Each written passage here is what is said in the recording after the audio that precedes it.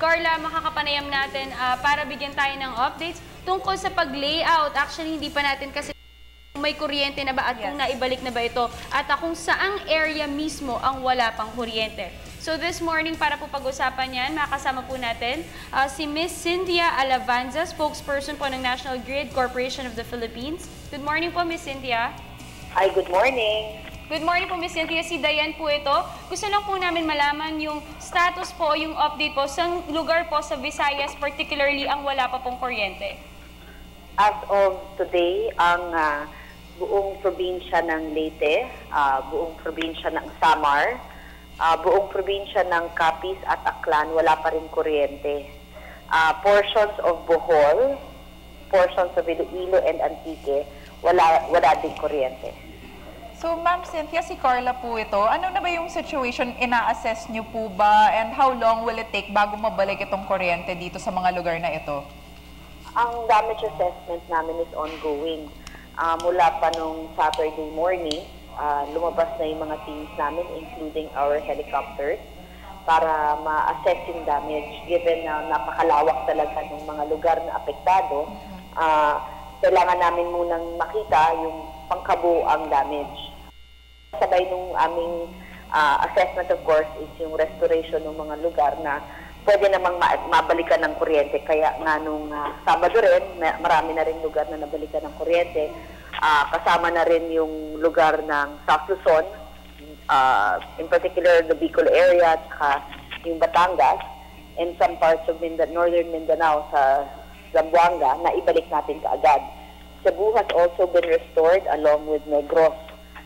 Pero yung mga hardest hit areas, which is the northern part of Panay Island and Leyte, Samar, and Biliran, wala pa rin kuryente hanggang ngayon kasi yun talaga ang marami tayong facilities na apektado. Pero hanggang ngayon, hindi ko pa masabi yung official count ng mga towers, pero mukhang marami talaga apektadong mga linya.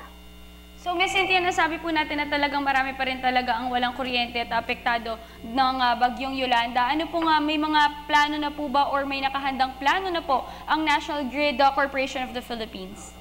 Ang NGCP naman, taon-taon kasi hinahanda namin ang sarili namin para sa mga restoration ng typhoon-stricken areas.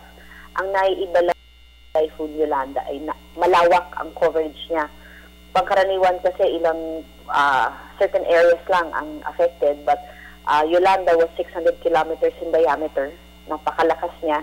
So, ang dami niyang dinaanan. So, ang pagkakaiba lang nito sa ibang mga nagdaang typhoon is kailangan namin planuhin mabuti kung paano i-spread out yung aming resources para maibalik ka agad yung kuryente. Pero meron naman kaming tinatawag na Integrated Disaster Action Plan na came into play as soon as Yolanda entered the Philippine Area of Responsibility. In the process kami ngayon ng paggawa ng restoration strategy. Inaasahan namin na by the end of the day, matatapos na to at bukas maire-report na namin sa Department of Energy itong plano na to para makonsolidate ng DOE yung restoration strategy ng NGCP together with the restoration plans of the different distribution utilities sa mga lugar na apektado. Kung Ms. Cynthia, at the end of the week po ay masasubmit po natin yung restoration plan. We're looking at gaano po katagal bago po maibalik ang kuryente dito po sa affected areas? By tomorrow, hopefully maibigay na namin yung restoration plan. As regards yung actual time, yung schedule, wala pa kaming ma-release na information dyan kasi hindi pa kumpleto ang information namin.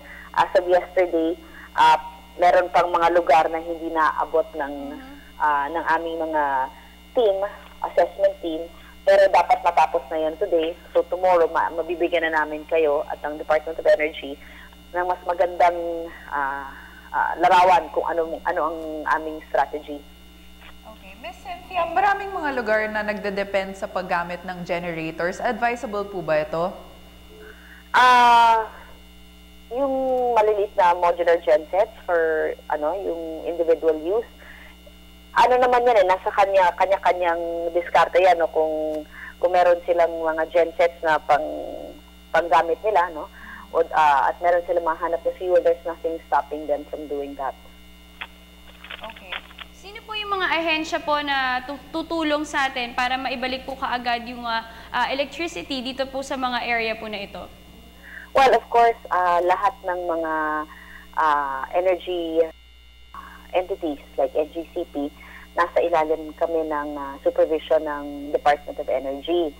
So, ang NGCP, siya ang in charge sa transmission o yung electricity highway na dinadaanan ng mga ng kuryente mula sa power generators papunta sa distribution utilities. So, isa kami doon. Kasama dito ang mga power plants at ang iba't ibang mga power plants sa Visayas. At of course, yung mga distribution utilities na daan mula sa aming facilities papunta sa mga bahay-bahay. So lahat kami kailangan magtulong-tulungan sa ilalim ng pamamahala ng ni Secretary Petilla ng DOE at dapat makonsolidate ang aming plano para mas concerted ang efforts para mas mabilis maibalik ang kuryente. Miss Cynthia, napag-usapan natin yung restoration plan at marami pa kasi tayong mga kababayan dyan na talagang nangangamba dahil hanggang ngayon walang kuryente, walang communication line, pati po yung mga pamilya na nasa ibang bansa, pati po yung mga pamilya nila dito sa Metro Manila. So ngayon po ma-assure po natin sa kanila na may isasubmit po natin ito kaagad, itong restoration plan na ito at mapoproseso po kaagad ang pagbalik ng kuryente po dyan sa area ng Visayas.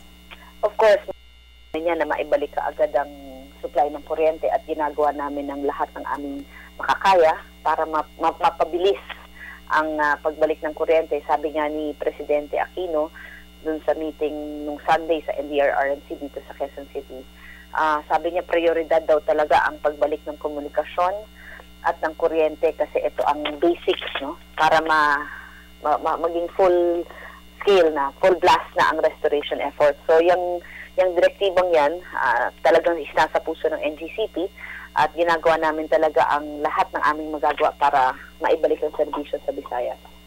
Ms. Cynthia, baka meron na lang po kayong message para sa ating mga manonood. Siguro final reminders na rin po. Yun nga, no, humingi lang ho kami ng pag-uunawa. Talagang ang Typhoon Yolanda ay napakalaki. Ang sabi nga ng iba, ito daw ang pinakamalaking bagyo na tumama sa lupa sa buong kasaysayan ng mundo. Humingi kami ng pag-unawa sa aming efforts na ibalik ang kuryente at sana asahan nila na lahat ng aming resources, lahat ng aming makakaya, lahat nakatutok ngayon sa Visayas para maibalik ang kuryente sa lalong madaling panahon. Right, maraming salamat po Miss Cynthia at sana good luck po at sana mapabilis pa po ang restoration plan at maisaproseso po ito kaagad para po matulungan agad yung mga kababayan natin na naapektuhan ng bagyong Yolanda. Maraming salamat po. Yan po si Miss Cynthia Alvanza, spokesperson ng National Grid Corporation of the Philippines.